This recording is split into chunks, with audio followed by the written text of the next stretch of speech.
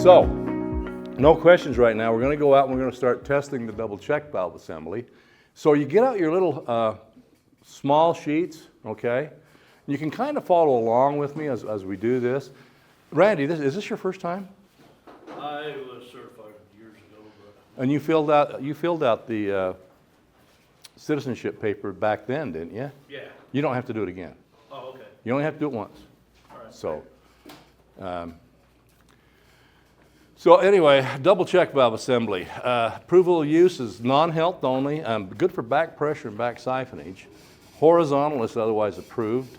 There's one on landscape irrigation, which is, that's a code violation to have that in there.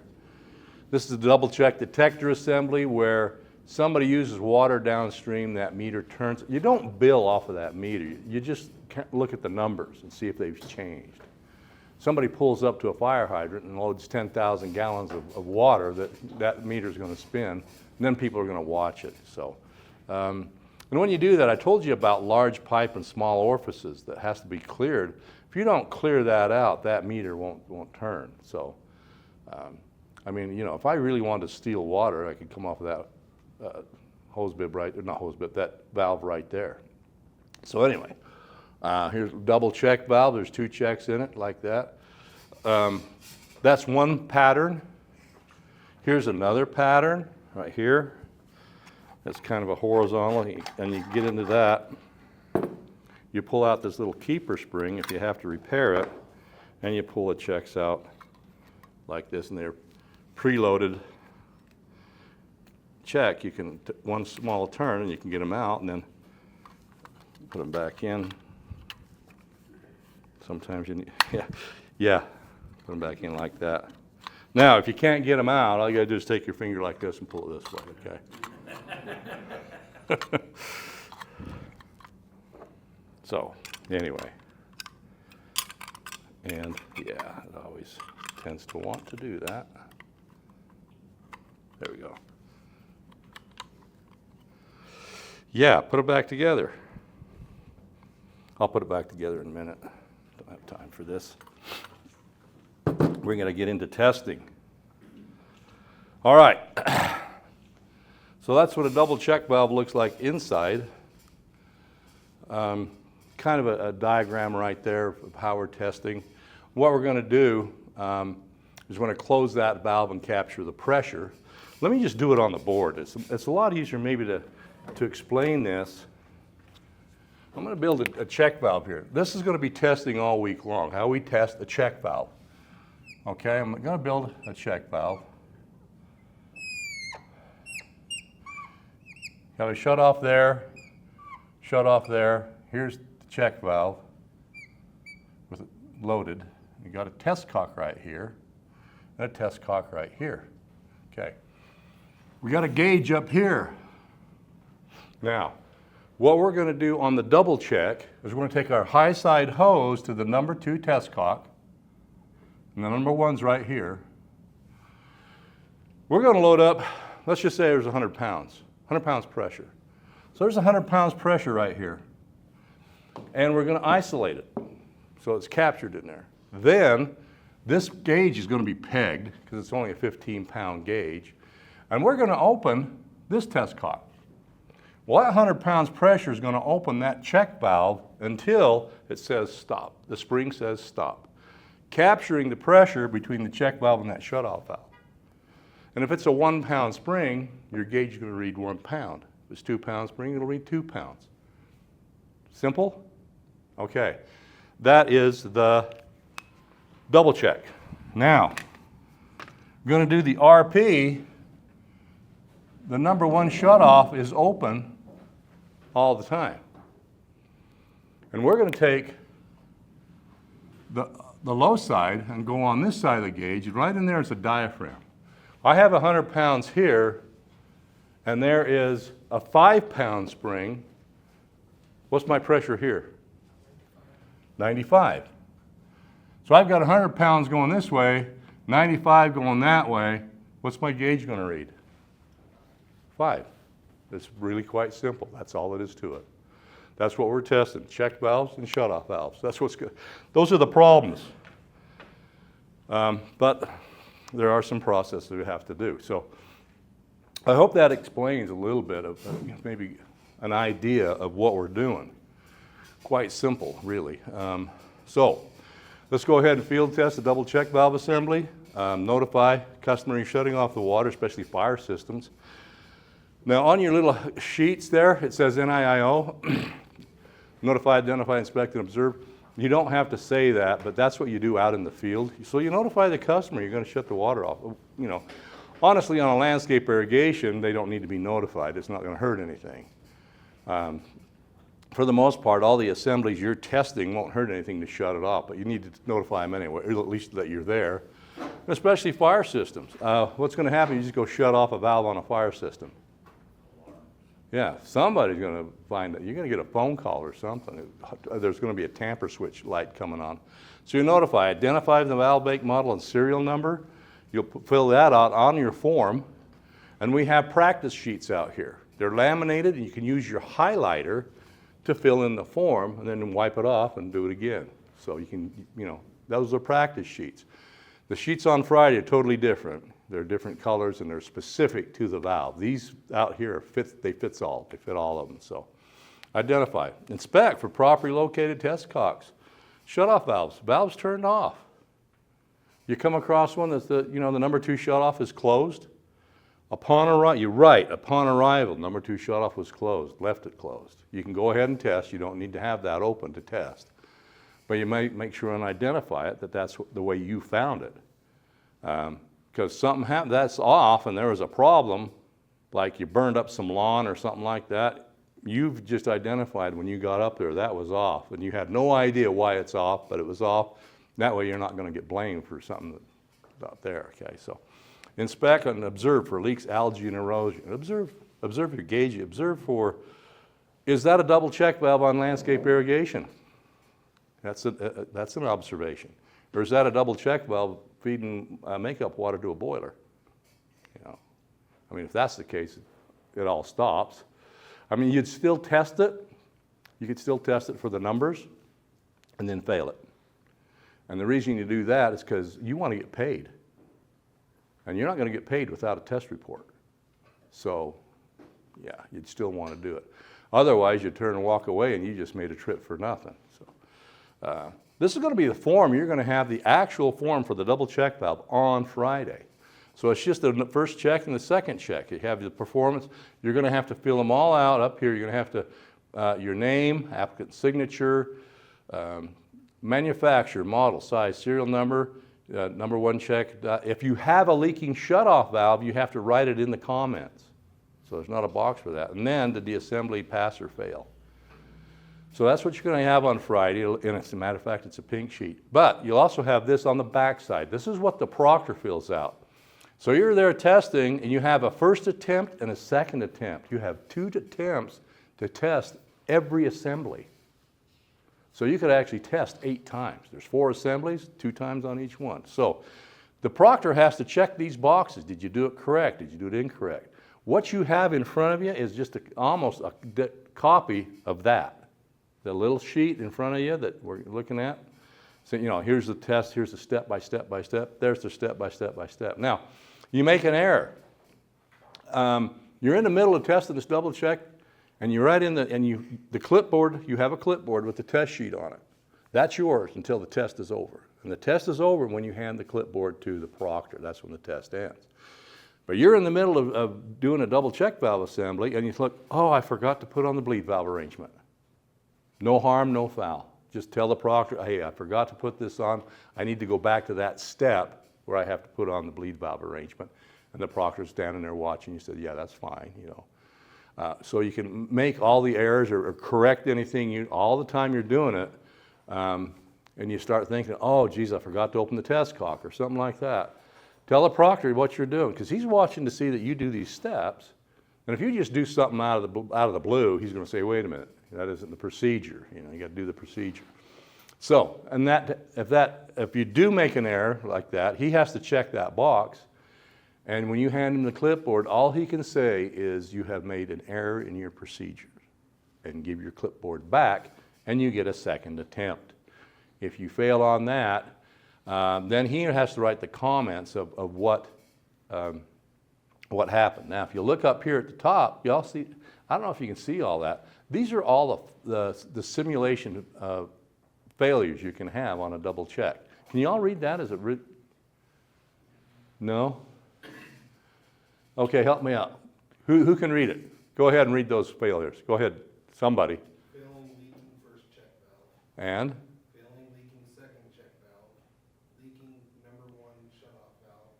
Leaking number 2 shutoff valve direction of flow. Uh-huh. Leaking number 2 shutoff valve back pressure. Proper operating assembly. Yep.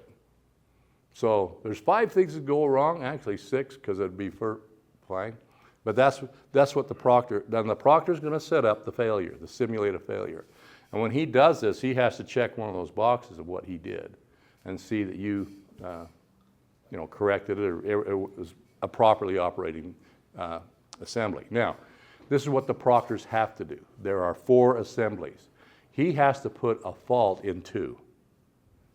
And the fault would be a leaky shutoff valve or a leaky check valve. But they both can't be on the same valve. So you might have a leaky shutoff valve on the double check and a leaky check valve on the PVB. So, but the other 2 will test fine. That's what they have to set up. But you don't know what the proctor's going to set up. He can set up something totally different. But you'll find out. So anyway, and then the proctor has to put his signature and pass or fail. Now, if you don't agree with what the proctor said, and this has happened in the past, you can come in here and protest it, but you got to do it right then. You can't wait and be driving away, hanging your head low, saying, "Oh, I failed," and then realize, "Hey, wait a minute, I did that right," and call me up and say, "Hey, I did that right." That's too late. It's got to be right that same time. You can come into whoever's monitoring the test site, and say, protest that he did. And there was a time where the guy had a legitimate complaint. He's on his way home giving me a call, and he says, I think back on that, and he was wrong. He was testing the RP, and the proctor said he didn't open the number 4 test cock. And the guy says, "I know I did. I know I opened it up." And I'm talking to him, and he said, "Yeah, I know I'd opened it up." And he said, "I didn't." And he wouldn't back down. And I said, "Well, what was he doing? Was he watching you doing that?" "No, he was sitting in a chair on his phone, talking to somebody." Boy, there's a legitimate complaint right there, But it's too late. He's gone, So anyway, this is one of my forms I use. It's a kind of a fits-all form, does them all, time of day and everything. I have a couple of these forms back there if anybody wants to use one just for practice, to fill one out, then just throw it in the garbage. I mean, that's all you can do. Now, Midwest Model 830, you wrap the hoses around because you can't take the hoses off, but you take your hoses off and not the other hoses. You got to have your high side red hose. So it's this old box thing. You have to wrap those hoses around it. You can't have them dangling because they have filters on there. When they are down like that, has a column of water in it that actually will pull on the diaphragm and give you an inaccurate number. So you have to use the bleed valve arrangement for leaky shutoff valves. I kind of demonstrated that yesterday. That has to go on there. If it's not on there, you could have a perfect test and the proctor will say you made an error in your procedure and hand it back to you. Now, these proctors aren't there to watch you fail, because I've watched the proctors over there. And I'm talking to one guy, and he says, yeah, he was doing the double check. He's just like focused right here, doing the double check, and the bleed valve arrangement was hanging on the thing. And so the proctor went like that and kicked it. So now the thing's swinging back and forth. And the guy just kept on going. So he picked it up, started playing with it right in front of him. He just kept on going. The proctor says, well, after that, I can't. That's it. He's going to fail. And so you have a second attempt. The proctor can't say anything. So he started again and still didn't put it on. So, that's sad that he did a good test, but didn't put on the bleed valve arrangement. Then you got your sight tube. And the sight tube is only good for one thing. That's to keep the check valve underwater. That's all it's for. Okay? But that's got to go on. It really, any one of these out there, you do not have to put it on. all the test cocks are pointing up, the check valve is underwater. Now we put it on for a visual in case you have a leaky number 2 shut off, the water would recede. And so you need to see that, unless you can see through brass, which, you know, nobody here that I know of can do that. So let's look at this. I mean, I walk in here, here's a fire riser coming in there. That's the number 1 test cock with a gauge on it. That shouldn't be there, but it happens all the time. And the number 1, 2 test cock, number 3 test cock, and number 4 test cock. And the flow switch. So, you know, we're looking at this. You have the incoming pressure and the system pressure. Anybody know what that is? A what? Yeah. Is it installed correctly? No. No. So as I walk in here, I'm going to test this. This is at a bank out in Riverton. This is my incoming pressure. That's this one right here. That's my incoming pressure. Here's my system pressure. Look at the difference. So what does that tell me about the check valves right away? They're holding. They're holding, yeah, they're working. So this is first thing in the morning, so it's not thermal expansion. So how did it get that high? Water hammer. Water hammer, boom, check. Boom, as it checks. It booms, you know, it's like a plunger, goes this way and back way. But when it goes that way, it checks. The check valves check and leave that pressure in there. So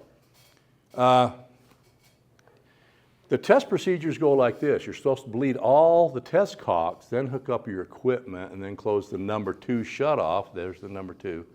Well, okay, if we're talking fire protection, control valve. So, so you close the number 2 shutoff, and then the number 1. Now, in this instance right here, very first thing I would do is close the number 2 shutoff. Because if I open that number 4 test cock, where's the water going to come from? It's going to come from the system. And right here is the flow switch. Now, I know the flow switch is supposed to only alarm one way, but I'm not going to take a chance of, you know, this is what would happen. Let's say I opened that number 4 test cock, drained off all that pressure, and then turned it back in. And as soon as I turned it back in, there goes the flow switch, and they roll the trucks. Now, I've already got it under test. You know, how long are you going to test it for? Oh, an hour. You know, it's going to take me 15 minutes, but you always say an hour. So anyway, there's something about this. Oh, fire guys. What's wrong with this picture right here? Anybody? Tell me what's wrong with that? Yeah. This has got to be horizontal, not pointing down. So it has nothing to do with backflow, but what the hell, you know, point things out. So let's go ahead and test this 1/2 inch 007 QT. There's the serial number. And we're going to test the number 1 check. So we're going to bleed all 4 test cocks. Now make sure I'm doing what it says on your little white small sheet you have there. You can read along with me if you want. Attach the bleed valve arrangement on the number 2 test cock. Attach the high side hose to the bleed valve arrangement. If the test cocks are not above the check valves, the sight tube must be added. Open the number 2 test cock and bleed air out of the gauge with the high side bleed valve. Close the high side bleed valve. Yes, question? Does it matter which direction you go on these test cocks? No, not on a double check. You can go 1, 3, 4, 2. It doesn't matter. Just open and close, open and close, open and close. So it's not like the RP. Just all you're doing is blowing out dust and debris and that kind of stuff. Then you open the number 3 test cock and feel the sight tube. Then you close. Close the number 2 shutoff. With the gauge at the same level as the top of the sight tube, close the number 1 shutoff. Open the number 3 test cock. When the water stops running from the number 3 test cock, record the reading on the gauge for the number 1 check. So that's the written part. Now, let's go ahead and show you what it looks like. So he's going to bleed his test cocks. The guy that's doing that hand right there, he died the other day, unfortunately. I used to work with him. So anyway, you bleed your test cocks, just open and close. Attach your bleed valve arrangement on test cock 2, sight tube on test cock 3, your high side hose on the bleed valve arrangement in test cock 2, then open test cock 2, and open your high bleed. Now all your other valves here should be closed, the control valves and that. The only valve we're going to use on this is going to be the high bleed. So we're going to open that up to bleed the air out of the hose and gauge and then close. Then we're going to open the number 3 test cock and fill the sight tube with water and then close it. Close the number 2 shutoff with the gauge, center of the gauge at the same level as the water. We're going to close the number 1 shutoff. So we'll bring this around so you can see it there. What's Because you get a different value if your gauge is down here or up here. It's got to be right here. You think about that. We just talked about columns of water and how 1 foot is almost a half a pound. So if you're down here with your gauge, you're going to get a different number. So you could actually either pass a failed check or, you know, fail to pass one. So now we're at the same level right here. Here's the top of the water, and there's the gauge here at the center. We're open test cock 3 until the water stops running. Okay, that's the whole test for the number 1 check. Now look at the gauge right there. So it's got to be 1 or above. Or what if it fails? Then what do you do? What if it goes below 1 on this test? What do you do? You have any ideas? You go on to test number 2, just like you would out in the field. I mean, if you have to go buy parts or something, you want to make sure the other one's okay, or buy part. You don't want to go fix that and then test number 2 and say, oh, it failed too, and go back again. So let's test the number 2 check valve. So we're just going to move the stuff down. We're going to move the bleed valve arrangement, high side hose from the number 2 test cock to number 3 test cock. Move the sight tube from number 3 test cock to number 4 test cock. Open the number 1 shut off, get water back in there, and then open the number 3 test cock and bleed air out of the high bleed valve. Close the high bleed valve. Open number 4 test cock and fill the sight tube, then close. With the gauge at the same level as the water, close the number 1 shut off and open the number 4 test cock. Record the value on the gauge for the number 2 check valve. So we're going to just move things down from 2 to 3 and 3 to 4. Put water back in. Open the number 3 test cock and bleed the air out of the hose and gauge. Then close. Open the number 4 test cock to fill the sight tube, then close. Then, with the gauge at the same level as the sight tube right there, I'm going to close the number 1 shut off. And then open test cock 4. When the water stops running, that's the value. Now, I took this picture while water was still running out of there, so you can see that the gauge is still high. I didn't wait before I took that picture. So, you fill your form out, like a form like this, you cross this out because you're not using those, and you put your values right there, and they've all got to be above 1 and check that it passed, okay? Now, the next part is troubleshooting. But for right now, we need to go out and test without faults. Can't have no faults in there. If you know how it's supposed to look, troubleshooting is going to be a snap. So, we're going to go out there, get together. It's got to be 2 people or 3, but somebody's going to read it. And you got to read the instructions out loud while somebody else is testing. What I don't want to see is somebody like this reading the instructions and going over here and doing this and reading the instructions and going over here. And they come over here and read the instructions, they skip a line or something like that. The point here is I want to hear what you're doing. I want to hear whoever saying, here's the test procedures, and somebody doing. Then you switch, and you do that. Now, if you're going to be, like on Thursday, when you don't kind of got the idea, when you're out there testing alone, say the steps out loud while you're doing it. It's surprising how your memory recall is great when you say stuff out loud. Okay, we're not getting to learn how to test this by sitting in here, so let's get out there and get after it. See if I can squirt the instructor. Yeah. No, Do I get an automatic pass? if you get the proctor wet, you know what? That's his fault. He should be watching what you're doing and get out of the way. Someone already put that on. I didn't take. I guess it's got to be there somewhere. Okay. Attach site to the number 3 test file. Attach bleed valve arrangement, high side hose, number 2. Direction right. This is number 2. Yeah. Go in the direction of flow. You can always tell the number 1 because the number 1 always has a test cock on the valve. That's the number 1 on So this if thing. that test cock ever had to be changed, you'd have to shut the soap water. Oh source yeah, off. yeah. The others you could change. Just Well, I'll tell you what. When I go out and test, I never touch that oh yeah. because if it breaks, I'm scrambling trying to find how to shut it off. So yeah, I never touch. But here you have to. This is gonna flow, right? Yes, it does. Gauge wants to be on. Yeah.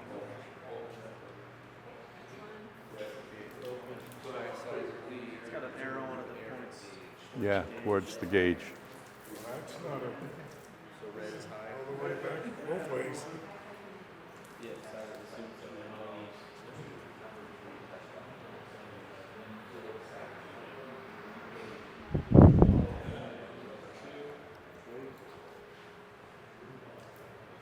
Are you all by yourself? Oh, I'm good. Wait a minute. Do you want to work with him? You're good. I'll get burned out if I start doing it. Okay. I'm here to practice. Yeah. Well, you could practice with him if you want. Yeah, I'm not going to tell you what you can do or not. That's fine.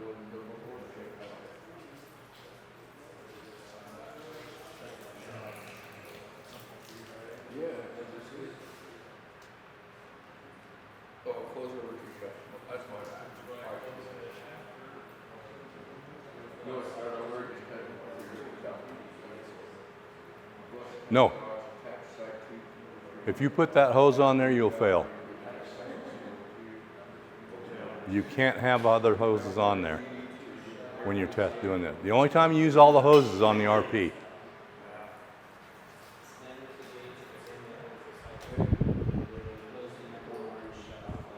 What?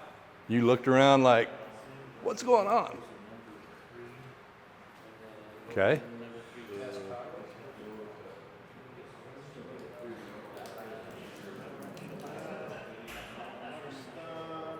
Everything's off. Okay, let's try it again. Put water back in. Oh, you can leave that on. Just put the water back in. And then close it. Hold that same level and open that up.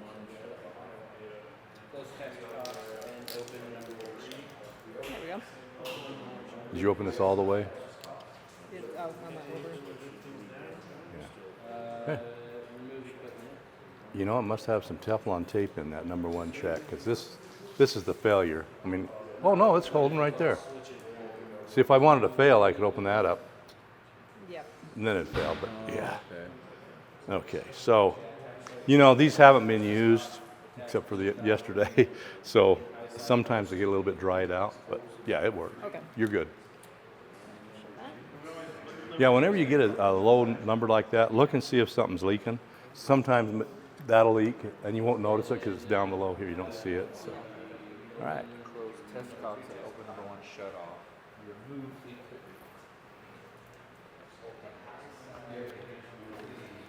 open high side for the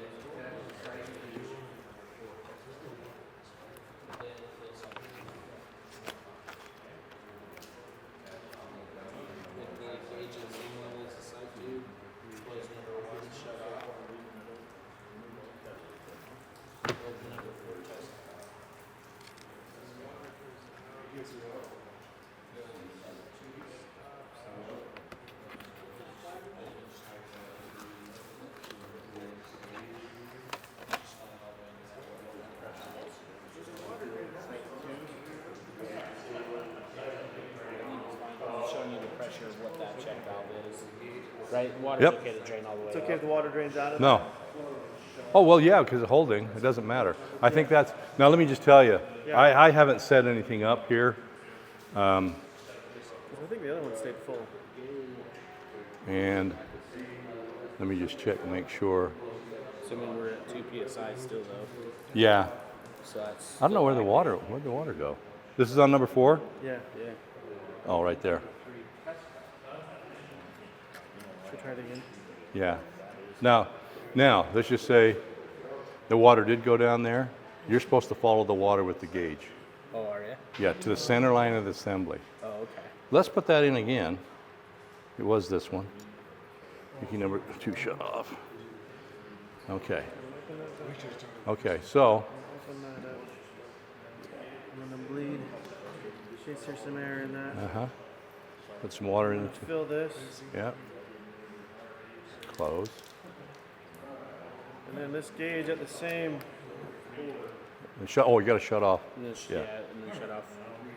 Now, your pressure went away right there, because that tells you right there you have a leaky number 2 shutoff. And if you stand there long enough, it'll fail. Yeah. So let's put the water back in. Get ready. Watch your gauge. Okay. Watch your gauge. Okay, now get ready to open that up. So this is something you got to realize. Okay, I'm going to shut it off. Now open it up. Now, see the water receded? You've got to follow it down to the center line of the assembly. So that's a failure we haven't gone over, of course. Yeah. Yeah. But we'll go over it. And that's, Okay. these were set up from the last test, and I haven't gone through and closed all the little valves. So, hey, you guys got it right away. All right. But the check valve was still good, wasn't it? Yeah.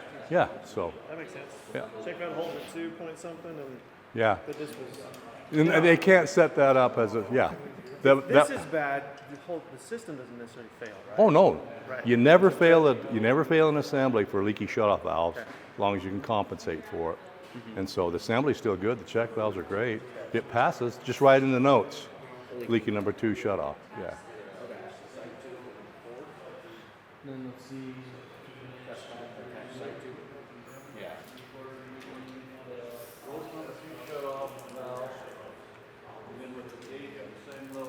How you doing? Good. You got it by memory now? No. Okay. Quick question. Yes. The readings on this, so we were at 2, just shy of 3. Those are 2, 4, 6, Yes. 10. Yeah. And you can also split. You can do odd numbers. It'd be between the, if you want to. Okay. Like if it was 2.3, that's fine. Okay. Yeah. So 2.4 works. if Yeah. you've got- Okay. Right. Yeah. So remove your test out. Your test.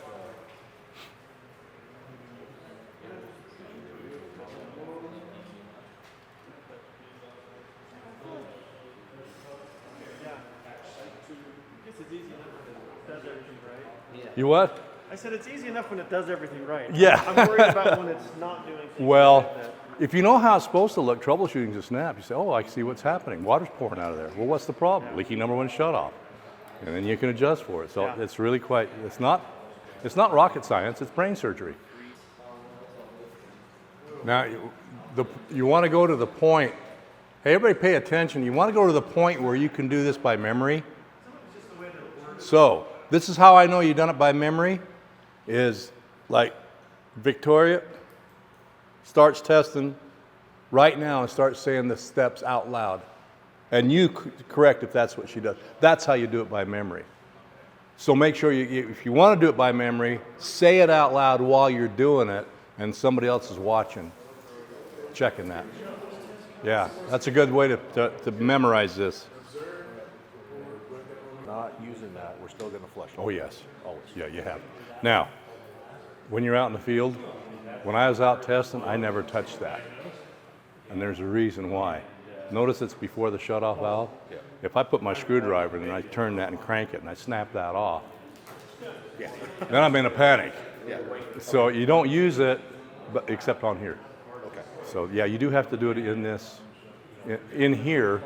We do a lot of things in here we don't do out in the field, so. And then on the closed, tight, or leaked. Oh, don't worry about that. This shouldn't even be there.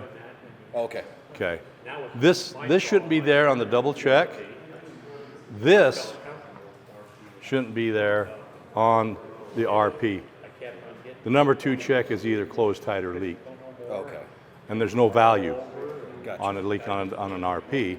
But here, on the double check, they shouldn't even have those closed, tight, or leak. You just have a value on those spots. Okay. And it'll be specific when you see the test. Matter of fact, I'll go get one and you can see what it looks like. So.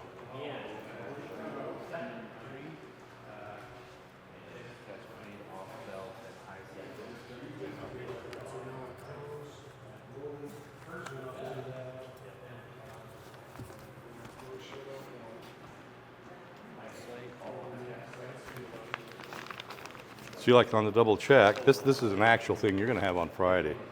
That's what you're going to have. Okay. But see, on the RP, you're going to have closed tight. There won't even be a value there. So it's specific to what you're doing. And when we get into the others, it'll have check boxes. And when you do the pressure vacuum breaker, it's the air inlet first and the check valve. When you do the SVB, it's the check valve and the air inlet. And they'll have it in that order That's gone.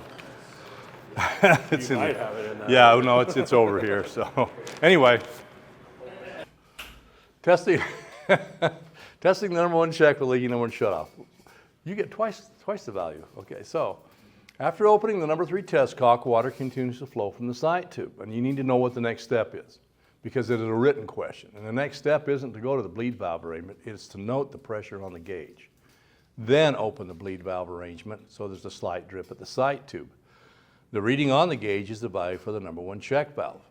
Report a leaking number 1 shutoff valve. So, like I said, we're capturing the pressure between here. Let's say we have 100 pounds in here, and we open the number 3 test cock. Well, that 100 pounds is going to open that check valve. That check valve says stop. However, let's say that check valve was at 2 pounds, and you have a leaky shutoff valve, and your gauge reads 2.4. So you open the bleed valve arrangement just enough so there's a slight drip, and then your gauge will read 2 pounds, because that's what it actually is, still capturing the pressure between the check valve and the shutoff valve. Okay, so that's what that looks like. Leaky shutoff valve, you never fail an assembly for leaky shutoff valves as long as you can compensate for it.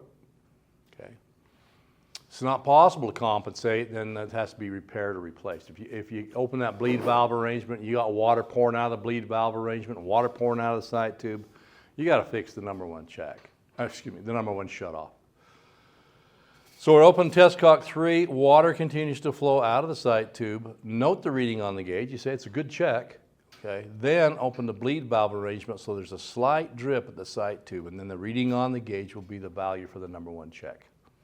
Okay. Testing the number 1 check with leaking number 2 shutoff and leaking number 2 check valve without back pressure. So, think you're on the number 1 check, the number 2 check isn't holding, and the number 2 shutoff doesn't have back pressure. You shut the number 1 shutoff, what do you expect to see on your gauge? 0. Well, not yet. Yeah, you expect to see it go down. It'd be dropping. The pressure would be dropping because it's going out that number 2 shutoff, and the check isn't holding. So, after opening number 3 test cock, water will recede from the sight tube. Then, move the gauge to the center line of the assembly and take the reading for the number 1 check. So whenever you have a leaky number 2 shutoff and the water, you're looking at your gauge and the gauge starts to drop, after you shut it off, you open the test cock and you see the water recede, you need to move your gauge down to the center line of the assembly.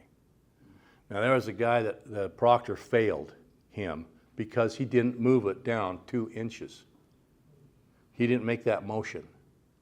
And those are the kind of proctors that you like to take them over in the corner and, because moving it 2 inches. However, the proctor was right. The water receded, and you're supposed to move your gauge down to the center line of the assembly. So, the number 2 check fails, and of course, reported leaking number 2 shut off without back pressure. You wouldn't even have to move your stuff down. You'd already know the number 2 check fails, because that check valve is supposed to hold at least 1 pound, and it doesn't hold anything. But I'm just getting inside of your head because this is really not going to be on the test. You won't have that deal. So, as you can see right here, you shut the water off, it goes down. It's leaking through there and on down. However, you will still have a valid number on the number 1 check because that will still capture the pressure. That check valve is going to stop capturing the pressure between the check valve and the shutoff valve, and you'd still have a good number for the number 1 check. Okay.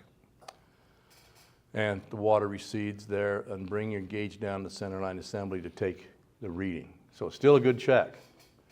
You just have to make that movement. Now, testing number 2 check with a leaky number 2 shutoff and back pressure. So, after opening number 4 test cock, water continues to flow from the sight tube. Well, this sounds familiar, doesn't it? What's the next step? Take your reading, Reading. Note the reading on the gauge. This is the one where it's important to know the reading on the gauge because the water is coming the opposite way. So this is what it looks like. So open the bleed valve arrangement to compensate. If no water flows from the bleed valve, the previous reading on the gauge is the value for the number 2 check. So report a leaky number 2 shutoff with back pressure.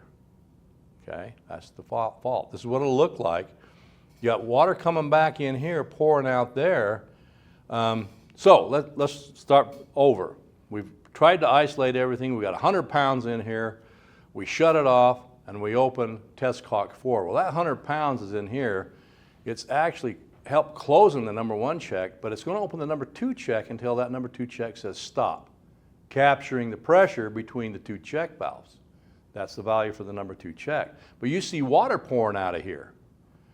At that time, this bleed valve arrangement becomes a diagnostic tool, because when you open that up, you're taking all the pressure off the gauge, which, by the way, was a good check. Okay, there's the reading on the gauge. You open the bleed valve arrangement. Now, no water is going to flow out of there, but you still got water coming out of the number 4 test cock. And you just open the bleed valve arrangement. What's your gauge going to read? However, and this is where some guys will say, oh, this was a bad check. No, it wasn't. You made it a bad check by opening the bleed valve arrangement, take all the pressure off. The previous reading on the gauge is the value for the check valve. So that's what that looks like, okay? Leaking number 2 shut off with back pressure. Note the reading on the gauge. Before you ever touch the bleed valve arrangement, make sure you note the reading on the gauge. Okay? So, testing the number 2 check with the leaking number 2 shut off. Okay, so we're on the number 2 check. After opening number 4 test cock, water recedes from the side tube, so it goes down. What do? Move your gauge down the center line of assembly. Center line assembly and take the reading gauge for the number 2 check, and then of course report a leaking number 2 shut off. But the check valve still works. You don't fail the assembly for that. So you just lower it to the center line of the assembly. Okay, the water recedes, go to the center line assembly. Okay. Now, a leaky number 1 shutoff and a leaky number 1 check valve. The number 1 check valve must be repaired before testing the number 2 check. Now, this is the only time the test stops. If you have a leaky number 1 shutoff and a leaky number 1 check valve, you can't get any values, okay? If you're testing and you have a leaky number 1 check, shutoff valve's okay, you still move down and test the number 2 check. In this case, you don't. Let me just show you what it looks like. So, remember how we're capturing the pressure between check valves and shutoff valves? Well, if you have a leaky number 1 shutoff and a leaky number 1 check, you can't capture the pressure between anything. Now, if you look at this, even if you have a leaky number 1 check and the number 1 shutoff valve holds tight, you can still get a good value for the number 2 check because you're capturing the pressure between the number 2 check and that shutoff valve, as long as the shutoff valve is holding tight. But you see, when that's leaking, you can't capture the pressure, so you don't know. So when they say what has to happen is you have to fix the number 1 check. You don't have to fix the shutoff valve. You can compensate for that. So, questions? Got that down? All the troubleshooting we just got through right now, that'll all be covered again tomorrow. You'll have guys demonstrate. There's going to be instructors out there demonstrating how that works, and then they're going to turn you loose and you put in your own faults. So whoever you're working with you'll have your head turned, he'll put in a fault, and then you come back and try to test it and figure out what it is. So, because on Friday, you don't know what they're going to put in. All right, so RP. Backflow preventers, reduced pressure principal assembly. It's just the installation criteria. It's the concepts we all found, worked at yesterday. So we have the Venturi. In fact, we already went through this yesterday, so you don't need to go through that again. Called a swing connection, like that. This is what we didn't see this yesterday, did we? So here's your I need to get my. There it is. So we got culinary water coming up through here, through the RP, and back down into this box. Here's the culinary water coming in here, and here's the landscape irrigation. This is pressurized irrigation. So you're either tied to one or the other, but not both at the same time. Now, a lot of people don't use unions. They might use a cam lock type of thing to switch those back around. That's a dual source connection. That's what we use in Utah. Other places don't use it. Different RPs, good installation. This is a bad installation, RP in a pit. This one right here, you got the test cock is right against that plate. So to test that, you have to take the plate off, Go on the other side and knock out a knockout and string your hose down through the box. No, I'm just kidding. You don't do that. Okay. This might look ugly, but this is a manifold situation. This is at Hill Air Force Base, and this is for aqueous film forming foam.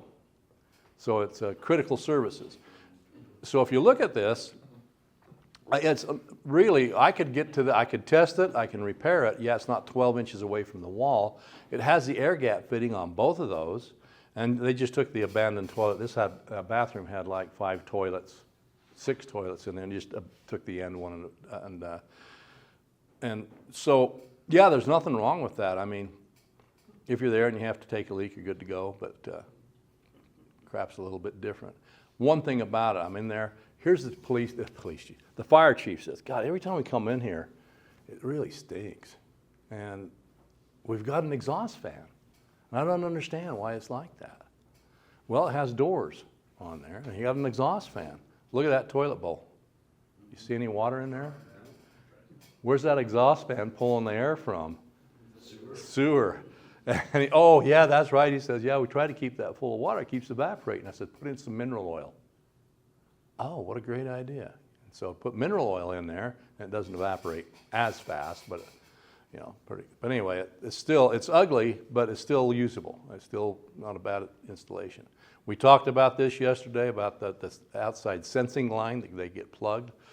And same with that, you get the RP detector assembly, and you have to do the same thing, make sure that's not plugged. Here's the RP.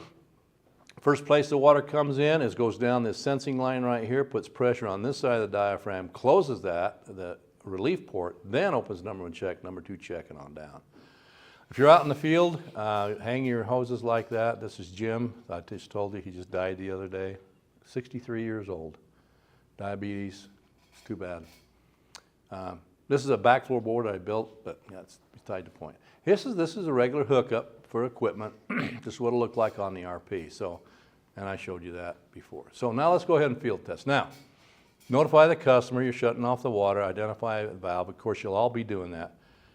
We're going to test this 975 XL Wilkins. It's a 1/2 inch. I can barely see those numbers there, but this is the form you're going to use. There's no value on the number 2 check. That's the form you're going to have on Friday.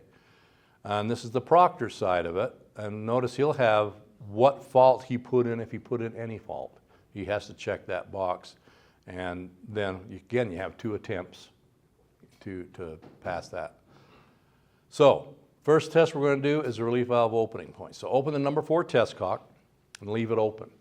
When I open the number 4 test cock, what's happening with the number 1 check and the number 2 check? Are they open or closed? Yeah, you got a flow going through there. They're open. So that's kind of, almost exercising the check valves by opening the number 4 test cock. You leave it open. Open 3, 2, and 1 in that order and leave them all open. Then close 1, 2, 3, 4 test cocks. Attach the high side hose number 2 test cock, low side hose number 3 test cock. Open the number 3 test cock and open the low side bleed valve, leave on. Now the bleed valves are on top, control valves are on the bottom. Carefully open the number 2 test cock and open the high side bleed valve and leave on. So now you got 2 valves that are open, it's running, it's draining out the air out of the hose and gauge. Then, at this point, you're going to shut off 3 valves, and they have to be in this order. Close number 2 shut off, the high side and the low side. And then you'll look at your gauge and note the reading on the gauge, and this is the apparent number 1 check. And what's it got to be? 5 or above. What if it's 4? Okay, so this is the apparent number 1 check. You don't write that down, just make sure it's 5 or above. Now, testing the relief valve opening point. Open the high control valve 1 full turn. Open the low control valve no more than 1/4. You just crack it and let the needle fall nice and slow. Don't just crack it open to 1/4 of a turn. Just make sure the needle falls nice and slow and record the reading when the relief valve discharges. The needle will stop falling when the relief valve opens, and that's the value you put on the relief valve opening point. It's got to be what? 2 or above. Yeah. Close the low side control valve. So you're going to write that on your paper. The relief valve opened at 3.5 or whatever it does. High control valve is left on the remainder of the test. One of the valves you do leave on. So we're going ahead and open the number 4, 3, and leave it running, 2 and 1, and close 1, 2, 3, 4. High side hose test cock 2, low side test cock 3, open test cock 3, and open the low bleed and leave it running. Open the number 2 test cock and open the high bleed and leave it running. And then you're going to shut off 3 valves.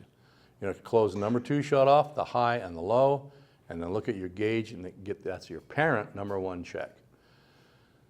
So we're going to open the high control valve, which will put high side pressure in this manifold. And we're going to take that high side pressure by opening the low side control valve and put it on the opposite side of the number 1 check. And we're going to equalize the pressure. When we equalize the pressure, that spring loading on the relief valve is going to open the relief valve. So we'll open that 1 full turn, crack this open, no more than a quarter, and the gauge will start to fall, and it'll stop falling when the relief valve opens. So that's 3.4, the relief valve open, you write that down. Then close the low control valve. Close the low control valve. Now you don't have to hold your hand under there if you don't want to. I mean, that used to be the way we're supposed to do it. Everybody said, well, you got to hold your hand under there to get the first drip. No.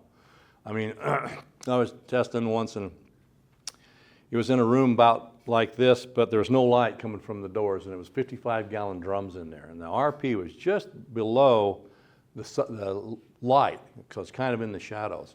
And I put my hand under there, and a black widow fell out on my hand. And if you want to hear me scream like a 9-year-old little schoolgirl, that's exactly what I was doing. So this was in a repair shop, service bay for a trucking firm. So these are 55-gallon barrels of oil and stuff, and the mechanics who were in there heard me screaming.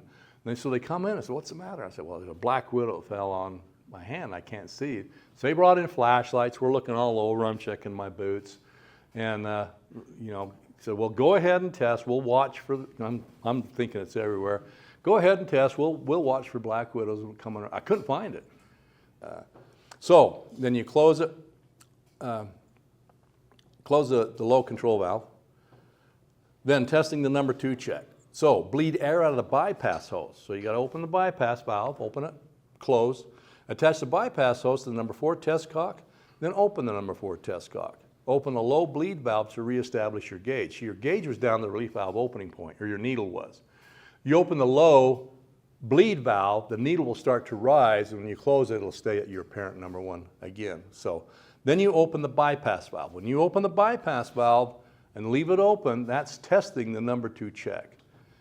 You're getting that water from the manifold underneath and bringing it around on the back side of the number 2 check. Now, if the number 2 check is leaking, that means you're putting high side pressure on the opposite side of the number 2 check, and the relief valve will open. So the number 2 check is either closed tight or it's leaking. Okay? There's no value. So you record the number 2 check as closed tight. So we bleed the bypass. This guy has 3 hands. Amazing. Attach it to test cock 4, open test cock 4, bleed low to reestablish your gauge and close. Then let the needle settle, and when you open the bypass, you expect the needle to bump down for a little bit of discompression.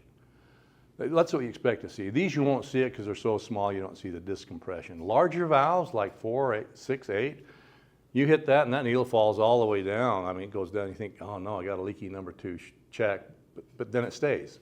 It's just discompression. So you won't see it on these small valves here, but that's what it looks like. Now, and then you leave it open. Leave it open. Now, testing the number 1 check, you open the low bleed valve and close. Record the number 1 check valve value. Remove your equipment, open the number 2 shutoff. So we open, this is how you test the number 1 check. You open it, the needle will rise. When you close it, it'll fall back down to the check valve value. And then, of course, you fill out your form. So, oh, and if you, let's say the relief valve opened at 3, put 3.0. Always put a decimal point in there. If you put 3, somebody could put a decimal point on that side of the 3 and say, oh, well, it failed. Or, something like that. So always put a decimal point in there, okay? So there's the discompression, get a discompression, and it changes the shape of this chamber here, which alters the actual value, okay? So there's the form we talked about. Now, we're not going to do any troubleshooting right now. we're going to go out and test the RP without fails, okay? So, oh, by the way, these were set up for the last class, the last test. There might be some of those little petcocks that are open. Don't be surprised, you know. Maybe you can figure out how to compensate for those things. No, go out there and test it without faults, okay? And we'll do that till about 11 o'clock. It takes a while because you have to do this by memory. You're going to get to the point where you can do it without the card. So we're going to be out there for a while, okay? So let's get after it. Valves were, Yeah. it's open one full turn. So we went around, yeah. Otherwise, this wouldn't have happened. Then close it. Now you got that number, you'd write it on your test report form. Yeah, and then close it. No, that stays on. Once you open that, that stays on the rest of the test. Once you open this, it stays on the rest of the test also. Okay. And bleed air out of your bypass hose. Close low side, control valve. High control valve left on the main group test. Okay.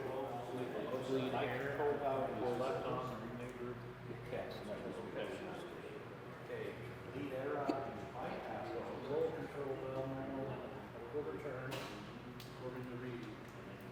So, once you're doing the bypass, we're just looking for the gauge not to move at all. are we? You're right, it won't move at all. Okay. Yeah. Okay. Unless they set up a leaky number 2 check, And and then it'll go that's what down. we'll be saying. It'll go down to the relief valve opening It point. was just looking too simple, and we're Why? like, nothing's moving. Yeah, a lot of people overcomplicate this. It's really not that No. hard. But it's just a matter of you haven't done it before. Yeah. You gotta just keep doing it and doing it and doing it. I don't want to fail if I don't open the number 2. Yeah. Now here's the thing. If the proctor failed you for doing that, I'd have a problem with that. Oh, really? Because you've got all the numbers. Yeah. Not opening that valve is a total different problem than testing the valve. So, and honestly, the proctors would do something like this. They'd look at that and say, "Are you done?" And as soon as they said that, you'd be looking and say, "Oh, No. yeah, yeah, yeah." They usually I don't. was testing you. Yeah.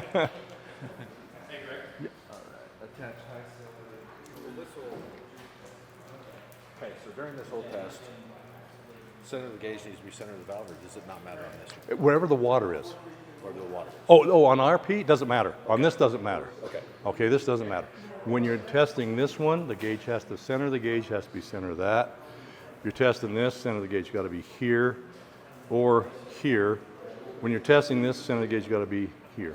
So wherever the water is. Now let's say the water recedes, drops it down. If that was up here, that's where your test kit would be.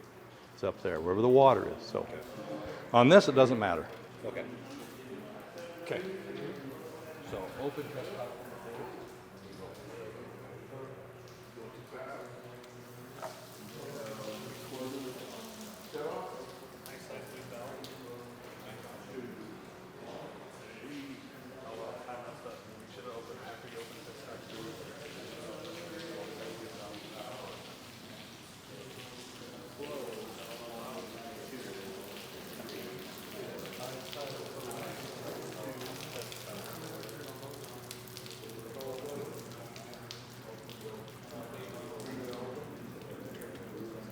You don't need to open them that much.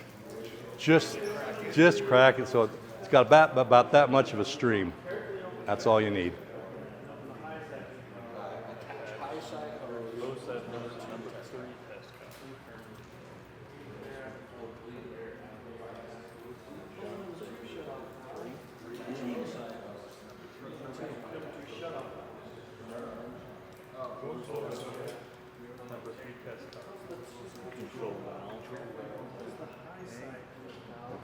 Let me see how you open that low control valve. Let me see how you opened it. The low side control. Yeah, how did you open it? Quarter turn. No. Here. Whoa, close it again. Okay. God, how come this is all twisted around? That's odd. Anyway, what you want to do, let me show you, is you just want to crack it. Just Let me just, here, wait a minute. Let me bleed low. Okay, I'm going to establish the gauge. Then I want to take it like this, and I'm going to open this and just crack this. Okay? and let it fall nice and slow, and it'll stop at the relief valve opening point. And you want the highest number you can get. So if you let it do that, let's watch how it goes and see when it stops. Now look at it, 3.8. Yeah, instead So, of the three that, yeah. so when you crack that open a quarter turn, It drops way. see, yeah. So make sure you just crack that, let it fall, and like I say, get the highest number you can. So, yeah, it says no more than a quarter turn. So, yeah. Yes. So here where it says, so we've gone through, we've opened this, bled the air, opened this, with the air open. It says bleed air out of gauge. Yeah, air. Yeah. These are both that's what running. you've done. Yeah. Okay. Just want to make sure I wasn't missing a step with that. No, you're just letting them both run. Okay, now close number 2 shutoff valve. And it's got to be in this order. Yeah. Number 2 shut off. Close high side bleed valve.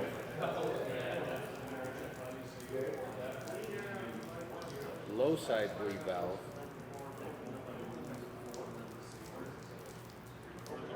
Note your reading. And that's your apparent number 1 check. It's got to be 1 or above, or 5 or above. 8. There you go. Yes. If your leaky number 2 check valve leaks on the test, Mm-hmm. is that where you use your apparent for number 1? No. No. That this fails. All Yeah. right. Because I was going to say. No. The only time you use your apparent is when we have a there's leaky one number 2. time, right? If you have a leaky number 2 shut off with back pressure, Oh. then that's when you use it. But no, don't use that apparent. And the proctors won't put that fault in, so I kind of all right. ignore that. Yeah, because I just tested. I'm like, okay. Yeah, is I ignore that because the proctors won't put the test in, and so I don't even want to mention it, and so I don't want you to practice it. Because why just practice stuff you don't need? Yeah, yeah, It's pretty bad when you're scared of these two, worse than these. yeah. Yeah. Well, if you don't test them, you know. Yeah. I mean, this is pretty much all I test at work. Yeah, Well, these. yeah. Well, and in fire protection, you don't do PVBs and SVBs. Yeah, fire protect's even worse. Yeah. I like that she's talking out loud. Yeah. Really, it does help. It'll help you if you even if you're talking to yourself when you do this. It'll help you remember it for Friday. It's funny because when I do kitchen hood, I just talk out loud. Yeah. So even if I'm just, all right, now I'm gonna take these nozzles off. Now I'm gonna go ahead and pull this wool station. And like the people that are watching this, like the Yeah. maintenance guys, like, all right. Like, Well, it helps you remember what you're doing. What it does, what I found out what it does, is if you're talking what you're doing, you're focused. If you're sitting there quietly doing this, and all of a sudden your brain's going, I should be fishing right now, and then you forget the stuff. You know, it's that kind of stuff. So I work with one old guy, and he can vaguely hear when I'm swearing, and he always comes up, what are you saying? What are you saying? I'm just conferring with a professional. It's nothing that you need to be concerned with.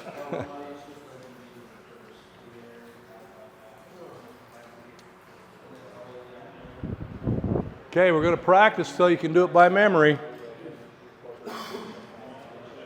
without test procedures. Oh, all your voices sound alike. This leaky check valve is not working. Know what? Leaky number 1? Mm-hmm. It's not working, I don't It think. will. It will? You got to open it all the way? No, as soon as you get the relief valve to open, it won't shut. Oh. I mean, that's that good of a valve, but I was going to say. what'll happen is I didn't think you'd everything will your be fine, but once that opens, it won't close. Oh. So some of For these some valves, reason I thought this was going to. now some others would, like this one. Let's see, leaking number 1 check.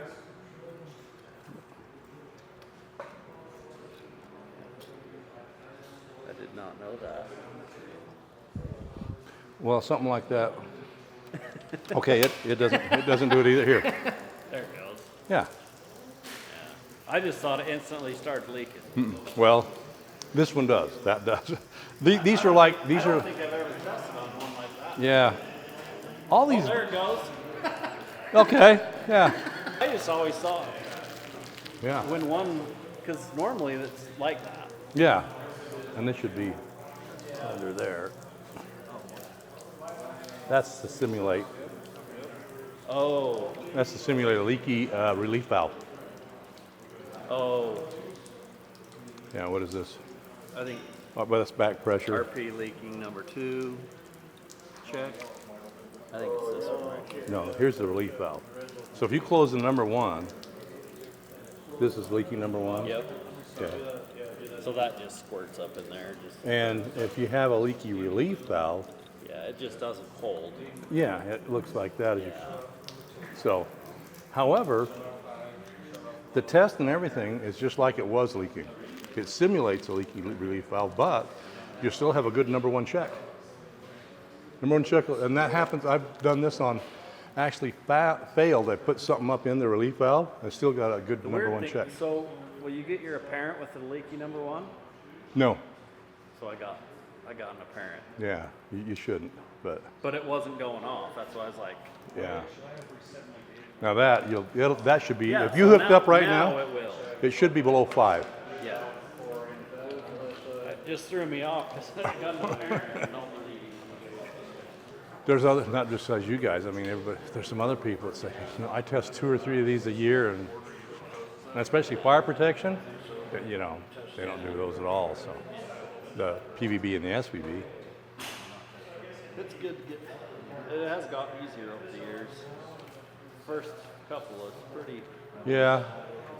My hand once was like, Yeah. I don't know. I was proctoring a guy once at of all places in Great Falls, Montana, and I was proctoring him. And he was like, "Oh, you got the screwdriver." Anyway, I don't know. I do. Don't let me. he was like this. He was getting ready to. He'd be That's what I. shaking, and he would go just like this. And once he got into the slot like that, he went, "Oh." I'm sitting there watching him go, "Hey," the other proctor, "Hey, watch this guy." So he's like this. He goes and he's shaking like this, and as soon as he hits the slot, oh, starts turning. Calm as No, anything. I did that one year. I'm like, Yeah. it's probably the second time I took the test. I was shaking. I'm like, Yeah. why am I shaking? A lot of it could be you didn't have dinner, or test anxiety. No, it is. Didn't have lunch or breakfast, or The first time I failed, I'm like, I don't know what the hell. yeah. I did it exactly the same the second time. Like, I don't know. Something dumb. Well, the proctors show you what you did wrong, so.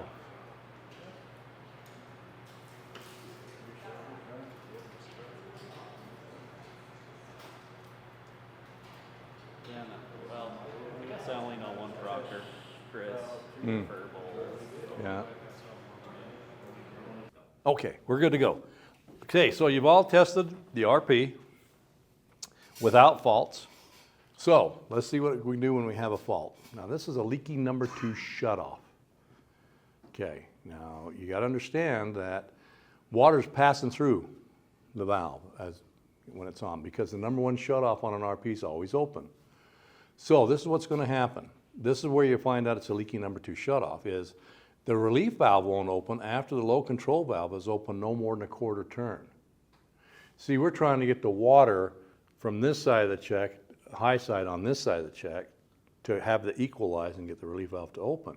But when we open the low control valve, that water's going downstream. So the relief valve won't open. So this is what you do. So you close the low control valve on the high control valve down below. You close them both. You open and close the number 2 shutoff to get a better seal and test again. Now this is the only valve you're going to open and close a shutoff valve to get a better seal. And the reason why you don't do the others is because you have a bleed valve arrangement to compensate for leaky shutoff valves. You're going to open and close this one because you don't have that to compensate with. So you open and close, then you test again. That means you're going to open the high control valve and the low control valve again. You get the same results, only this time you're just going to close the low control valve. Okay.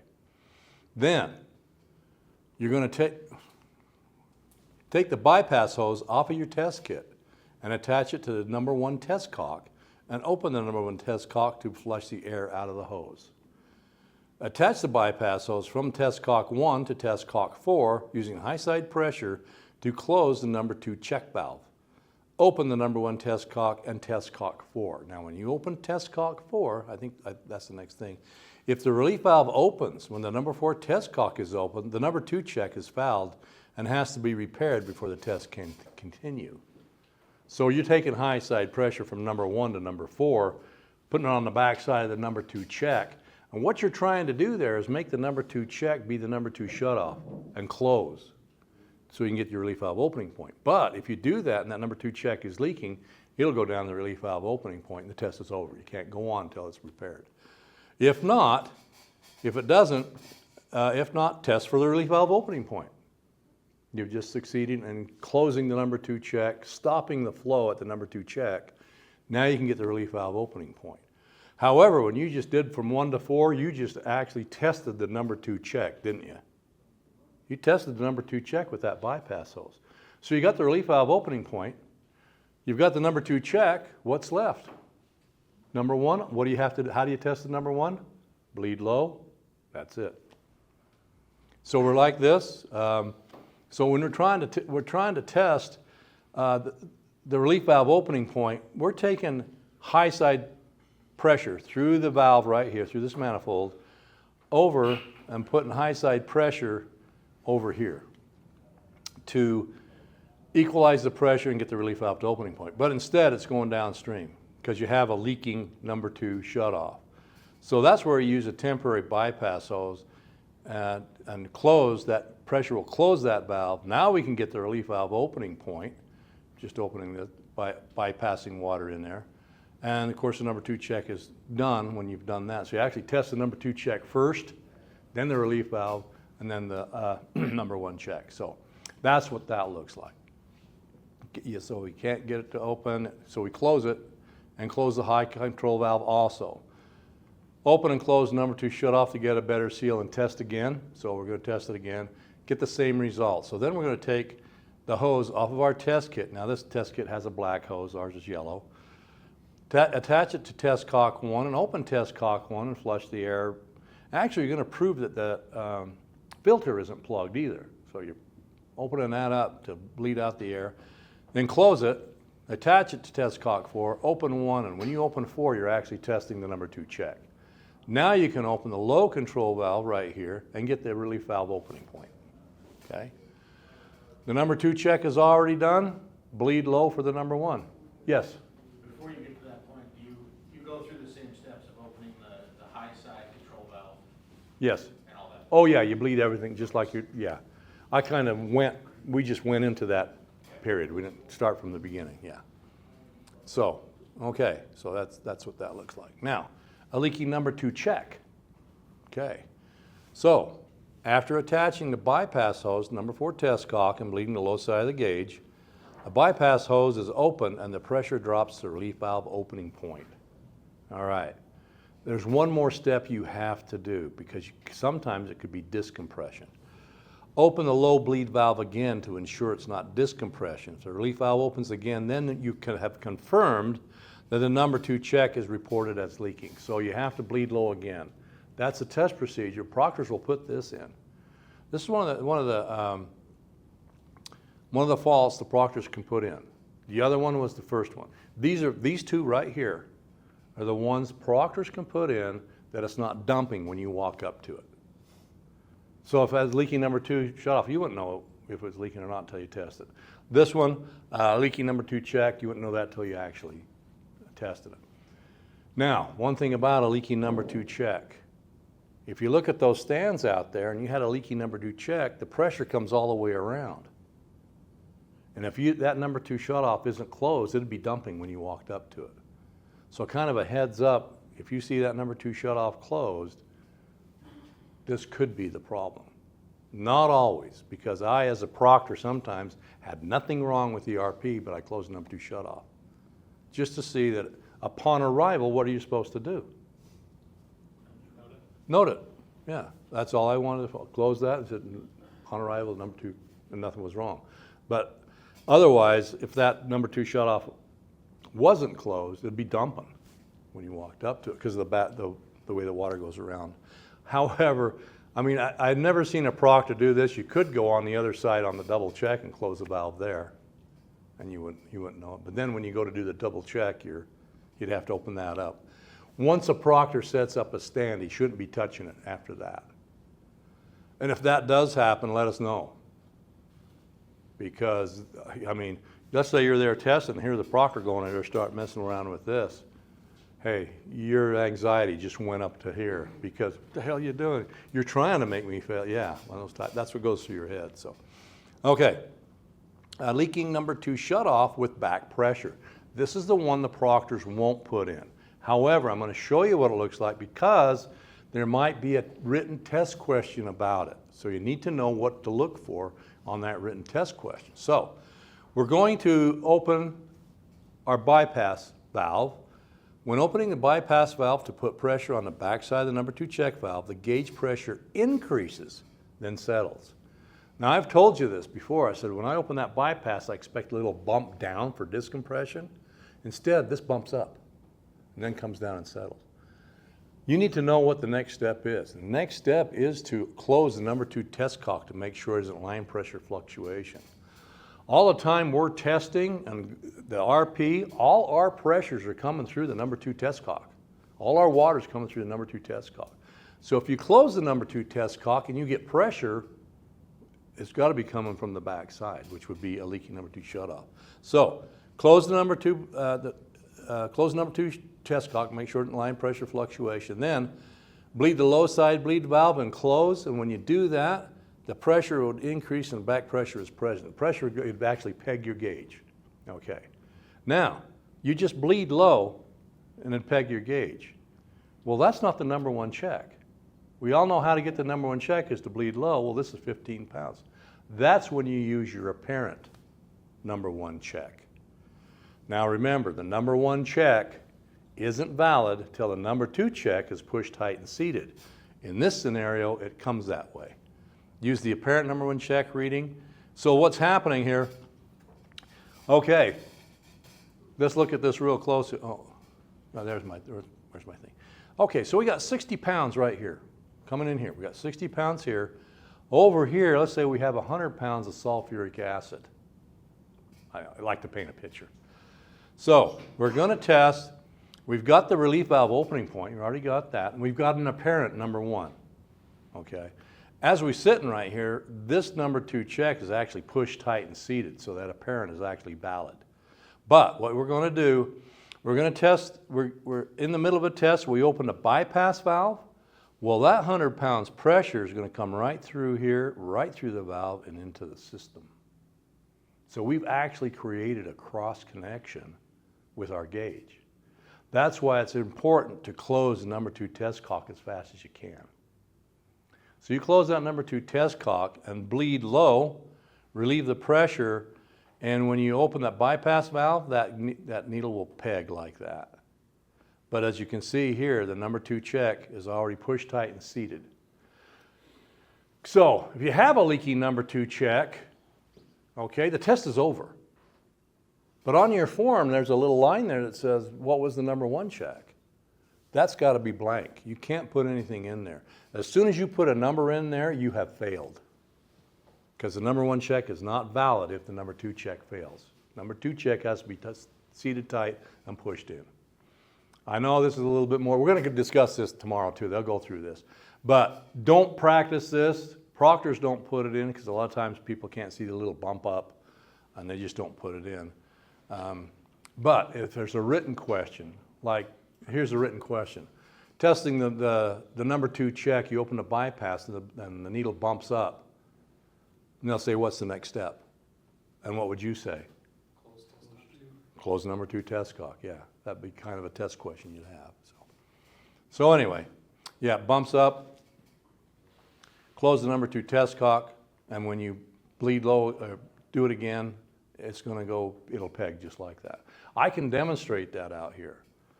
Now, all my stands out there, leaking number 2 with back pressure. Now, when I first did this, I put the little valve in and everything, and I could never get it to peg like that because I said, God, how come this isn't working? And I started looking at it. Well, there's no back pressure. The pressure's the same on the whole thing. And so, well, geez, do I put a pump in it? And then I looked at it, and if you'll notice, in front of every one of the RPs out there, there's a pressure reducing valve. Just lower the pressure in front of the RP, and the rest of it has the higher pressure. So that's how I can do that. So that's what I was supposed to do, and I don't know why the Proctors don't put it in, but it's okay with me. It's just one less thing you guys have to worry about, okay? All right, so a leaky number 1 check. What would you expect to see if you had a leaky number 1 check? Any ideas? Somebody? No apparent? Well, no, I mean, it's a leaky number 1 check. Just when you walked up to it, what did you see? Water. Discharging. Yeah, you'd think that, as long as there's no flow. Now, if there's a flow going through it, that check valve's open and the differential's across like that. So this is what would happen. After closing the number 2 shutoff, the differential pressure decreases to the relief valve opening point, and the relief valve opens. Okay? But it didn't open until you closed the number 2 shutoff and stopped the flow. Hopefully that makes sense to you. You got to stop the flow, number 1 shutoff, or close the number 2 shutoff, and the relief valve opens. The number 1 check is leaking with flow going through the valve and keeping the differential above the relief valve opening point. So as soon as you shut that off, it starts to dump. Oh, well, the test is over. You can't go on until that's repaired. So that's leaking. Now, a leaking relief valve. Okay, what do you expect to see with a leaking relief valve? Same thing, right? Anytime it's dumping, okay, let's say you walk up to it, it's dumping, what do you do? Note it. Yeah, you can note it, but then what? What's your next step? Test it, exactly. So this thing's dumping. It's dumping, it's dumping. 4, 3, 2, 1, 1, 2, 3, hook up your high side to 2, low side to 3, open the number 3, bleed, open the number 2, bleed, close the number 2 shut off, and the high and the low, and I'm looking at my gauge, and it's 8. What does that tell me about the number 1 check? Holding. It's holding, and it's still dumping. Number 2 shutoff is closed. That's what it is, a leaking relief valve. So upon arrival, the relief valve is dumping. The first step is to close the number 2 shutoff valve. If the water stops dumping from the relief valve, the number 2 check valve is leaking with back pressure going through there, okay? If it doesn't stop, it could be the number 1 check, the relief valve, or the number 2 check with a leaking number 2 shutoff and back pressure. It could be all those things. But that's what you do. Now here's another scenario. I'm going to tell you what happened with me. And I diagnosed the valve I didn't have a test kit. But my wife used to work for Utah Cancer Specialists, and she said, can you come down? We got this valve that's leaking, and they can't get it to stop. Can you come down and see what you can do? So I grabbed my little set of tools out there. It has a ratchet set in there and all that. I didn't have a test kit, but I walked down there, and it was exactly that valve right there, that model was dumping. And the water was going over this big machine, and I asked the guy, I said, what is this? He says, it's the radiation machine. And this water cools the radiation machine. So, but it's dumping. And he says, okay, how long can I have the water off? And he said, no more than 5 minutes. If you go over 5 minutes, you'll burn this up. And I said, well, what does this cost? $250,000. I said, $250,000. Why does $250,000 sound so much more than $250,000? But it's $250,000. Anyway, okay, so it's dumping. So the first thing I did is I walked over and I closed the number 2 shutoff. Why did I do that? What's my diagnosis? I closed the number 2 shutoff and it's still dumping. Now, if it would have stopped dumping, what would have been the diagnosis then? Leaky number 2 check, because you'd have back pressure. But I closed the back pressure and then it stopped dumping, so that's how I diagnose it's not a leaky number 2 check. So I closed the number 2 shutoff, it still dumps. Then I opened the number 4 test cock. Now if I opened the number 4 test cock and had flow going through it and the relief valve stopped dumping, I'd know it's the number 1 check. Does that make sense? Because then the number 1 check would be open and you'd still have a differential. I opened the number 4 test cock and it didn't stop dumping. Now what am I diagnosing? What's the problem now? Stuck relief valve, exactly. And it was this valve right here. So I told him, I says, okay, I turned the water back in, got my ratchet set out, and I told him, I says, now time me on this. So I took out my ratchet set, got ready, shut off the valve and undid these 4 bolts, took them out real quick, pulled that out, and see that red O-ring right there? That was all calcified. Had calcium all over it, so I took my fingers and wiped it all off, and I got some valve stem lubricant, put on that O-ring, stuck it back together and tightened it back up, turned it on, and it stopped dumping. And the guy thought I walked on water. He, you know, how did you know what to do? Well, you know, experience. But turned it back on. Oh, he's happy. He said, okay, what do we do? I said, you don't owe me nothing. My wife works here. I wasn't doing nothing. I'm retired. I was sitting at home watching NCIS reruns, you know. What do you do? So, no, we got to pay you. And I said, well, what's that machine worth? We're not going to pay you $250,000, you know.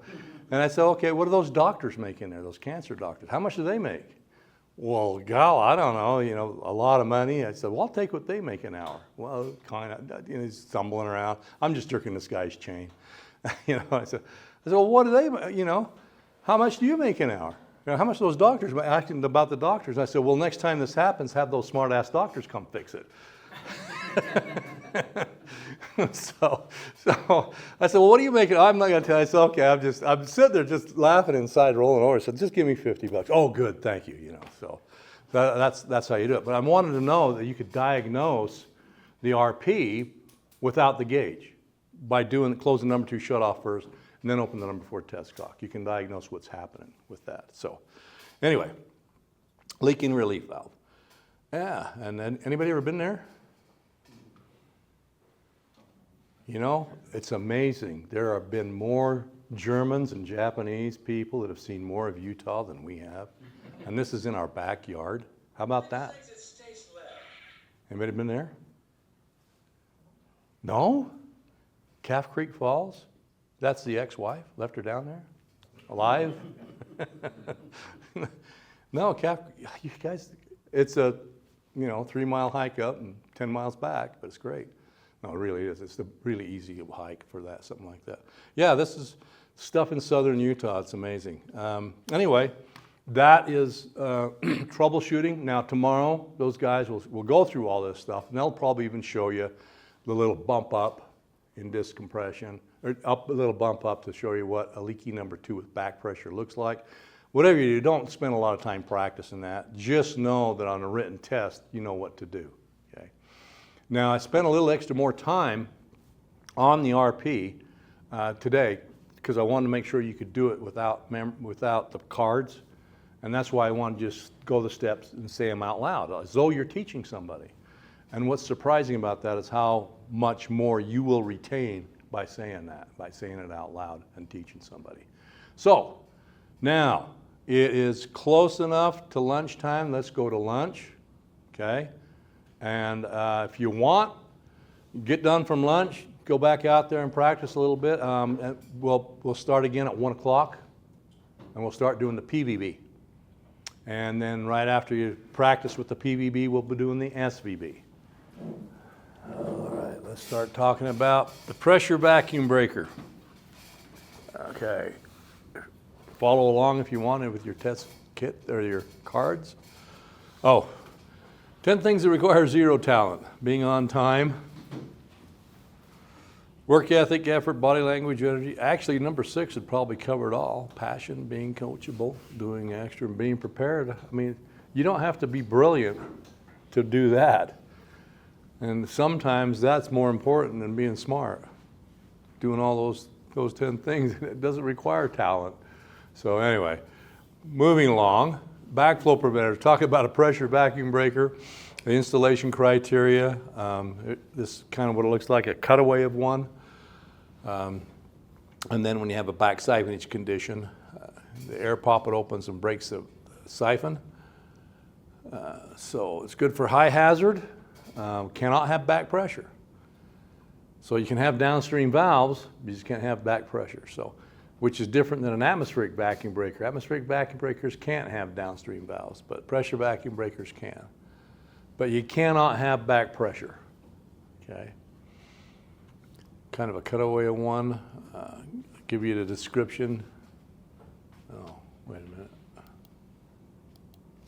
So you have the number one check, water comes in, opens that up. That air poppet is usually sitting down here, you fill it up and then you have to hit that on real hard to make that seal on that, on the double check, or the pressure vacuum breaker. Now, you look at that picture, is that okay? All the concepts we know about pressure vacuum breakers? What's wrong with it? It's not 12 inches above the. Not 12 inches above it, right. How would you cure that? What would you do? Dig a hole. Yeah, well, what would you do to make that up to code? Cut in 6-inch nipple. Or lower the riser. I would lower the riser rather than try to raise the, I've had people say, well, raise the PVB. Well, yeah, it's so much simpler to lower the riser. So how about that? Is that good? Or wrapped up like that? How about that? So you've been told to come and test this backflow preventer, the RPVB. What would you do if you come across something like that? You got to consider, what would you do? Technically, you could test it. but- No, I don't know you could even test it because I don't know about that test cock. This test cock here is iron pipe, iron pipe, iron pipe, a bushing from iron pipe into a hose thread. It has this little, all it's doing is supplying water to this swamp cooler. This is all busted up. I mean, it looks like, you can't test it. It has to be replaced. How about that? What would you do if you came across something like that?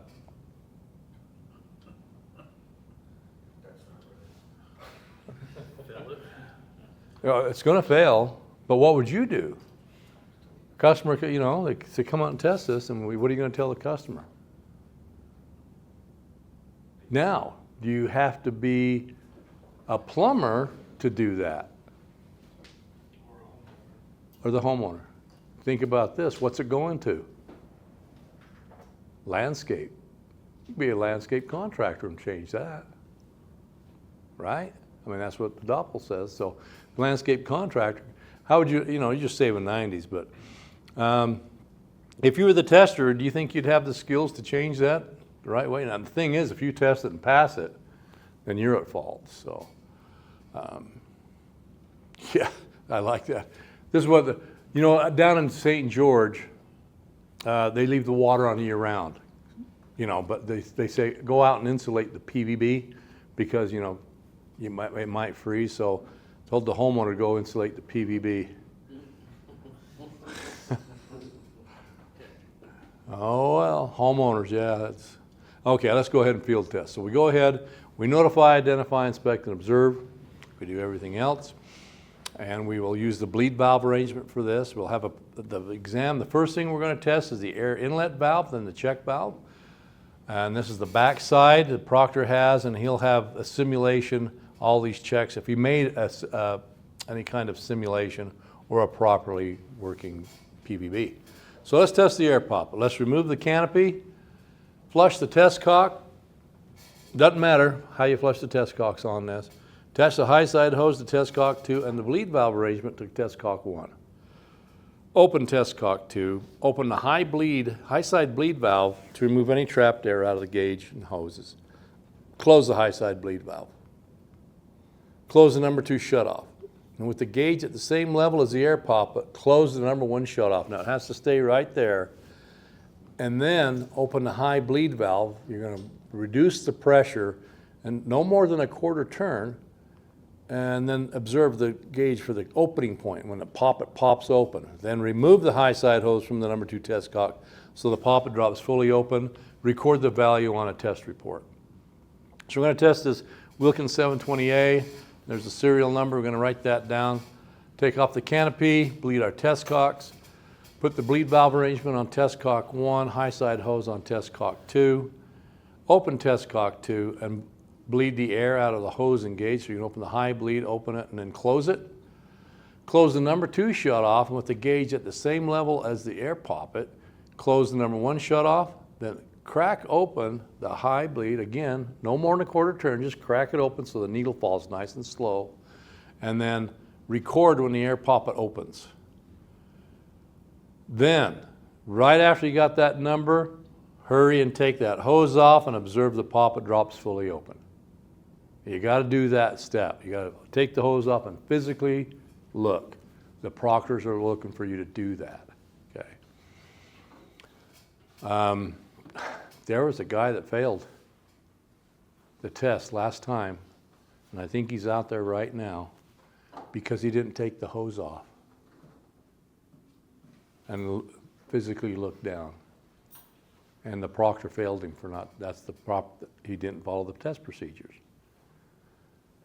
You know, again, the proctor did what he's supposed to do. I mean, you're supposed to, that's what the step you're supposed to do, and he didn't do it. So, yeah, he got failed for that. That's really kind of sad, not do it just because you didn't take the hose off. So anyway, so we got the air poppet. Now we're going to test the check valve. So close the number 2 test cock, open the number 1 shutoff, attach the high side hose to the number 1 test cock and bleed valve arrangement. Open the number 1 test cock and open the high side bleed valve to remove any trapped air. Then close the high side bleed valve. With the gauge at the same level as the number 2 test cock, close the number 1 shutoff and then open the number 2 test cock. Record the value on the gauge when water stops running from the number 2 test cock and remove your equipment. Then open number 1 shutoff, number 2 shutoff, and replace the canopy. So we're going to close the number 2 test cock, put the hose, high side hose on the bleed valve arrangement number 1 test cock, put water back in. It doesn't matter how you do it. You can put the water back in, then move all that stuff, no particular way. Open the number 1 test cock and bleed the air out of the hose and gauge, then close. With the gauge at the same level as the number 2 test cock, when I say gauge, the center of the gauge at the same level as the number 2 test cock, close the number 1 shutoff, then open test cock 2. When the water stops running, record the value on the gauge for the check valve. That's the whole test right there. Turn the water back on, open number 1, then number 2. Place your canopy. Okay. That's the whole test. So rather than going out there and coming back in, let's go through the troubleshooting. There's only 3 things that can go wrong on the PVB. Leaky number 1 shutoff, leaky number 2 shutoff, and a leaky check. That's the only thing we can simulate. We can't simulate anything else. So, testing the air pop with a leaky number 1 shutoff. This is what it'll look like. After opening the high side bleed valve no more than a quarter turn, the gauge falls, but not to the air poppet opening point. And if you look at your vent holes, you'll see water running out of there continually. Close the high bleed valve. You just open it, just close it right then. And then open the number 1 test cock to bypass leaking water under the check valve, because we're trying to get the air poppet. Open the high bleed valve no more than a quarter turn till the air poppet opens. Record the value of the air poppet with a leaky number 1 shutoff. If it's not possible to compensate for leaking shutoff valves, they must be repaired or replaced. So we're right here where you just crack that open and the needle just comes down, but it just stops right there. And if you look at your vent hose, it's running, but you should just crack that and keep all the way down to the air poppet opening point, but it doesn't. So then you close that high bleed valve and open the number 1 test cock. So water's coming up here. The check valve is right here. There's where the check valve is. So the check valve, the air poppet, the water's coming up through the check valve and keeping that air poppet closed. That's why it won't drop. So when you open the number 1, you open it all the way, the water's diverted under the check valve and out here. Now you can go ahead and open the high bleed and the air poppet will open, and still take the hose off and observe the poppet drops fully open. All right, and then you write that on your test report. So now we're check valve with a leaky number 1 shutoff. After opening number 2 test cock, water continues to flow out of the test cock. Open the bleed valve assembly to compensate, adjusting to a slight drip at test cock number 2. So we've opened that up. Water continues to flow out of there out of the number 2 test cock. So you open the bleed valve arrangement right here. So there's just a slight drip at test cock 2, and the value on the gauge is the value for the check valve. So that's how you compensate for a leaky number 1 shutoff. Now, testing the air poppet leaky number 2 shutoff. This is like falling off a log. This is so easy. This is what will happen. After closing number 1 shutoff, the gauge begins to drop. Just be prepared to take the air poppet opening point. You don't even have to touch your gauge. The needle will start to fall, and watch your gauge. When it pops, get the air poppet opening point. Pretty simple. Get the air poppet opening point. And still remove your hose and observe the poppet drops fully open. Now, testing the check valve with leaky number 2 shutoff. You can go to sleep doing this. All you gotta do is, after shutting the number 1 shutoff, the gauge will begin to drop to the check valve value. However, they still want you to continue the test by opening the number 2 test cock to relieve any water trapped in the body. Okay. And yeah, pretty simple, just to the opening point. Now, open that up, and it's trapped, anything trapped in the body. Now, I didn't take a picture of a leaky check valve. What would that look like on your test kit? What would a leaky check valve look like on your test kit? What would your gauge look like? It'd be 0. Why waste the film? Oh, come on, guys, that's a dad joke, like I have film. Yeah. That's like somebody was taking a picture and said, I got that on tape. No, you don't. You've got a video. All right, we're not learning how to test the PVB by sitting in here. So let's get out there and start testing the PVB. Get it down to where you can test the PVB without faults and without instruction. So that's no faults, no instruction, be able to go through the steps. So here, watch. Okay, first of all, You need the cap? no, you remove the cap. But yeah, you don't. The best thing to do with the cap, give me that clipboard. This is what you do with the cap. Okay. This, you need to fill it full of water, nice and slow.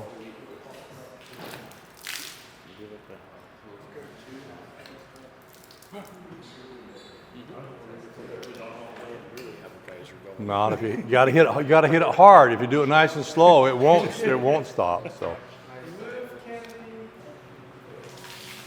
This one, since it's gonna have a different arrangement than, Yeah, this is where you'd hold the gauge, okay, not down here. But that's where the water would be. So that's, yeah, you'd hold the gauge here for the poppet, and here for the check, because that's, yeah. okay. Yep. 'Cause I held it down lower and It's too low. drop all the way down. Yeah. So yeah, right there, that's where the water would be. That's where you'd hold the center of the gauge. For the check. The air poppet's up here. Yeah. Okay, thank you. Okay. So if I set this up and have a leaky shutoff, Uh-huh. I go through the test, it's not dropping the pressure, Right. I can't complete the test. Yes, you can. That's when I start using these guys? Yeah, and this. Now, if you're on the air poppet, like right now, Yes. is it set up that way? Yes. Just open that test cock. You can't get the air poppet to drop open, right? So open that, and it's got to be open all the way. And Proctor's won't set it up that much, but it's set about like that all the way. Okay. Now, you can get the air poppet opening point by opening there.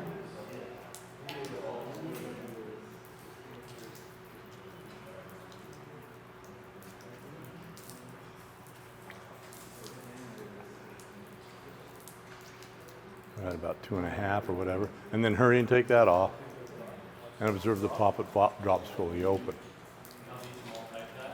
Okay, then you close your test cocks and hook your hose up to number 1, bleed valve arrangement and everything. Good. Just right there. Turn your water back in.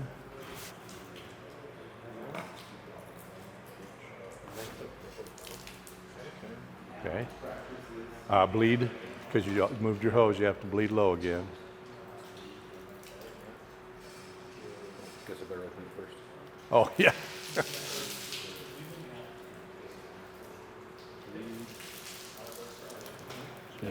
Close. And with the gauge at the same level as the number 2 test cock, you open the number 2 test cock. Oh, yeah, shut that off, then open the number 2 test cock.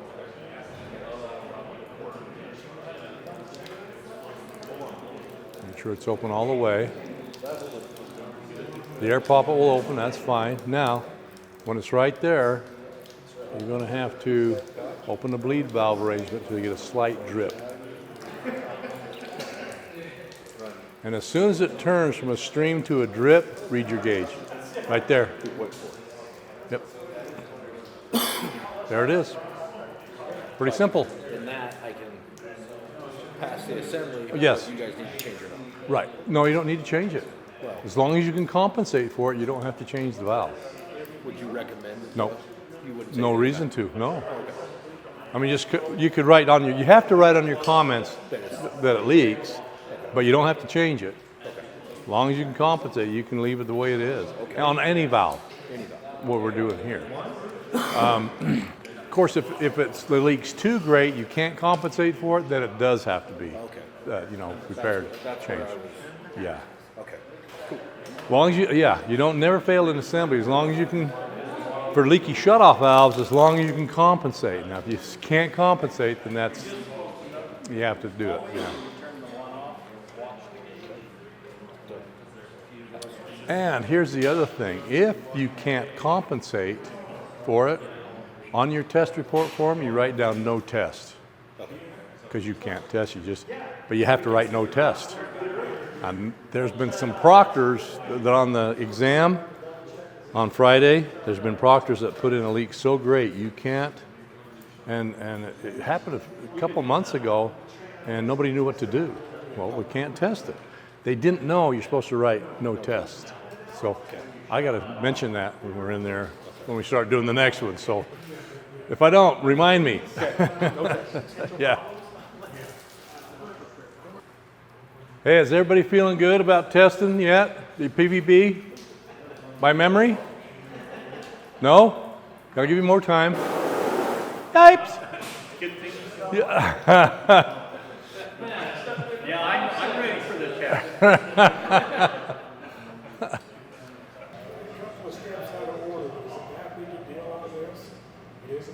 Yeah.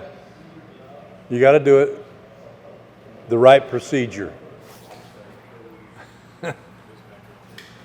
Don't practice the wrong procedure. That's what I've been doing. I figured I'd stay consistent. I keep telling you, no, leave that on the whole time. No. All right, hey, it's only Tuesday. You got all day tomorrow and all day Thursday to figure this out. To unlearn and relearn. Yeah. Actually, you probably remember when I worked for the prison, one of my coworkers that came earlier.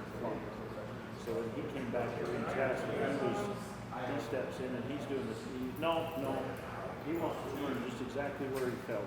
Oh. No, start at the very start of the beginning and go all the way through. If you don't memorize that procedure, you'll skip it. If Yep. you don't do it in practice, you won't do it. That's right. Yeah. And we were in there taking the written, and I could hear him slam the doors and storming out of the building. Darn. Yeah. But I told him that, and he goes, no, I just need to learn from here.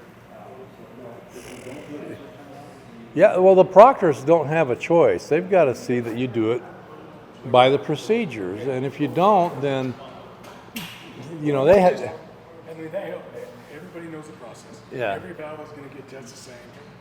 It's just consistency. Right. and granted, even though you have one or two things out of sequence, it still did what you wanted it to do. Just And a lot of it, depends on... Now, this is the thing.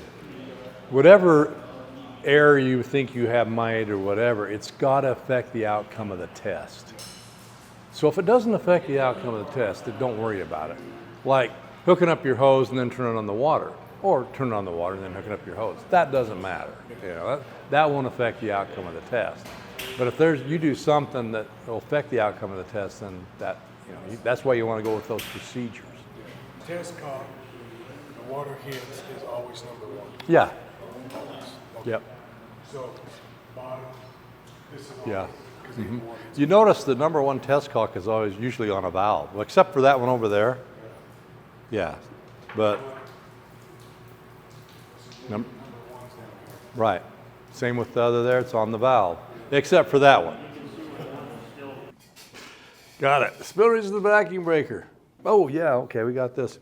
A little philosophy for you guys. When you hire someone such as a plumber or a backflow tester, you aren't just buying an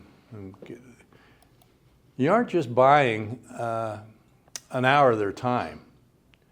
You're purchasing the dozens of books they've read, the thousands of hours they've studied, the experts they've learned under, the years of life experience they have had in practical application, the hundreds of mistakes they have made to help you not make the same mistakes, the thousands of dollars they've invested to various training, certification, degrees, conferences, and continuing education, the work they put into the marketing, video, space rental, and everything else to help you succeed and feel safe. Now, a lot of us don't do that. However, be considerate before you tell a photographer, a teacher, a coach, a mechanic, speaker, backflow tester, or other service provider that their product is not worth the price because you do not know the price they have paid to offer it to you. So, kind of a little philosophy there.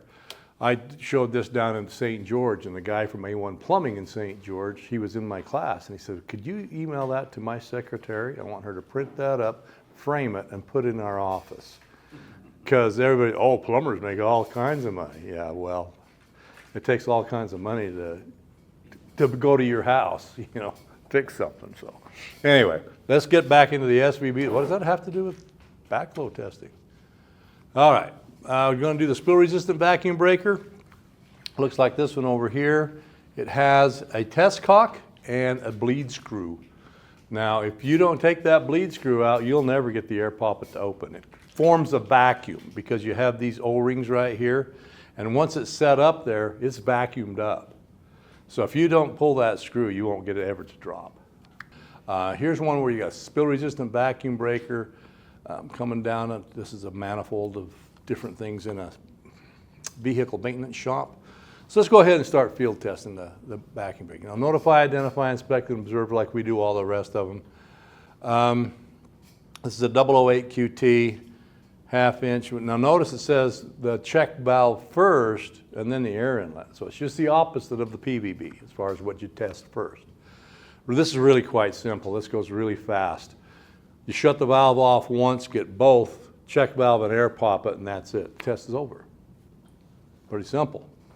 And of course, the backside is what the proctor fills out. So, and you have that. So you will use the bleed valve arrangement. Now, let's go ahead and test the check valve. So, remove the canopy, flush the test cock and vent screw. And I showed you how to do the vent screw, just kind of make sure there's water there. Attach the bleed valve arrangement and high side hose to the test cock. Open the test cock. Open the high side bleed valve to remove trapped air. And while the water's running out of the vent hose, fill the air poppet. You have that nice little viscous of water so you can actually see the reflection of the lights in the water, because when that water moves, you'll see it right away. That's when the air poppet opens. So now go ahead and test the check valve. We close the high side bleed valve and then close the number 2 shutoff with the gauge at the same level as the vent hole. Close the number 1 shutoff. The gauge must be at this level for the rest of the test, so get yourself comfortable at that point. Sometimes you might want to rest your elbow on something or whatever it takes. Remove the vent screw. It's pretty simple. This will get your check valve value. When the water stops running from the vent hole, record the value of the check valve.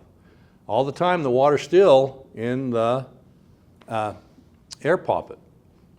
So I remove the canopy, bleed the vent screw. See, it's just water pouring out of there, just a little bit. That's all you need to do is open and close it. Open and bleed the air out of that test cock. Put the bleed valve arrangement, high side hose on, open the only one, there's only one test cock, and then open your high bleed, and while that's running, fill up the air poppet with water, then close it. Close the number 2 shutoff with the gauge at the same level as the vent screw. Close the number 1 shutoff. remove the vent screw right there. And the gauge will start to drop to the check valve value. It's pretty simple, isn't it? Now he's got the screw in his finger. So you can hold the gauge either way, horizontal or, horizontal or vertical. Vertical or horizontal. Your other right, yeah. So what he did, he put the screw on your test kit. Don't do that. All it takes is one little bump and that screws down the drain. So either keep it in your fingers, put it in an upside down canopy. Nice little place to hold it, won't go anywhere. You can do that. So we're sitting there, we got the check valve value. Now test the air poppet. Open the high side bleed valve. You just crack this open, it's real sensitive. And record when the poppet opens. When you see that water moving, that's when the air poppet opens. And both the check valve and the air poppet have to open at 1 psi or above. So remove the high side, then once it opens, remove the high side hose from the test cock to let the poppet fully open, just like you did on the PVB, okay? Install the vent screw, open the number 1 shut off, number 2 shut off, you're done. Or replace the canopy, yeah. So right here, he's testing the air poppet by opening the high bleed just a little bit. The air poppet open above 1, or you can hold it this way. Now, this is a good way to hold it, just as you see it. Notice he's actually touching that. So you'll be looking at it the same way you'd want to look at it. You want to see the gauge in the water at the same time, because it doesn't pop. Really, it's subtle. So you crack that open. You're going to need to watch that needle and the water at the same time. So as soon as that water moves, you got to look at your gauge. And then, of course, take your hose off after that. Still remove your hose and observe the poppet drops fully open. So that's the whole test. Okay. Now let's do some troubleshooting.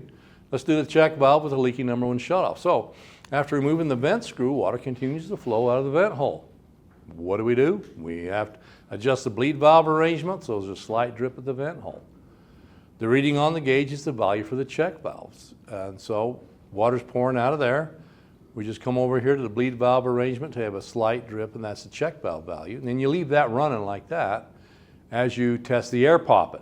So we've already done the vent screw and we've already adjusted. Continue the test by opening the high bleed valve until the air poppet opens. Report a leaky number 1 shutoff. Okay. Testing the check valve and air poppet with a leaky number 2 shutoff. After closing the number 1 shutoff, the gauge will begin to drop to the check valve value. Don't even have to do anything. But remove the screw and test the air poppet by opening the high side bleed. That's all you got to do. You just need to notice that when you shut that off, the needle starts to drop. So you need to know that that's a leaky number 2 shutoff. Other than that, it'll test as normal. It'll just drop to the check valve value, take the screw out, and then open the high side bleed for the air poppet. Really quite simple. Okay. Report a leaky number 2 shutoff. So right here, and it falls and you still open the air poppet opening point. Okay, now the leaky check. Now this is a little bit different. The leaking check on the SVB. After closing the number 1 shutoff, okay, the vent screw is removed and the gauge falls to 0. Now the gauge isn't going to fall to 0 till you take the screw out. And when you take the screw out, the needle's going to start to fall, and if you're careful enough, you can adjust how fast the needle moves by how fast you pull that screw out. So you can throttle the needle coming down by just doing one of these things. And then how I do it is I wait and see, I'm expecting that needle to stop at 3 or 4 pounds. And if it doesn't stop at 3 or 4 pounds, I'm going to focus on the water because I know that the check valve is not holding, and you have to record when the air poppet opens. So report a leaky check valve. So if you can get the air poppet value as the needle falls, get it. If you miss it, test again and watch when the air poppet opens. So the instructions in the book say, if you can get it, get it. Well, if you know how you can get it, just do it over. So they want to see that you get the air poppet opening point. The assembly fails because the check valve failed. So you shut that off and remove the screw, and it'll fall all the way down, and make sure you get the air poppet opening point like that. Okay.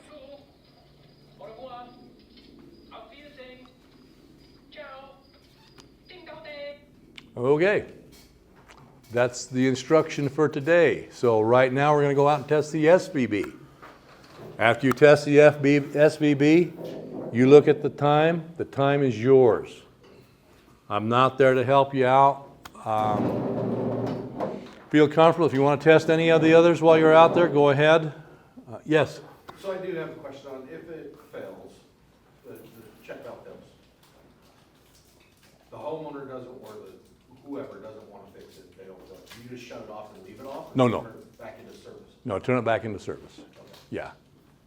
I mean, it was failed by when you got there.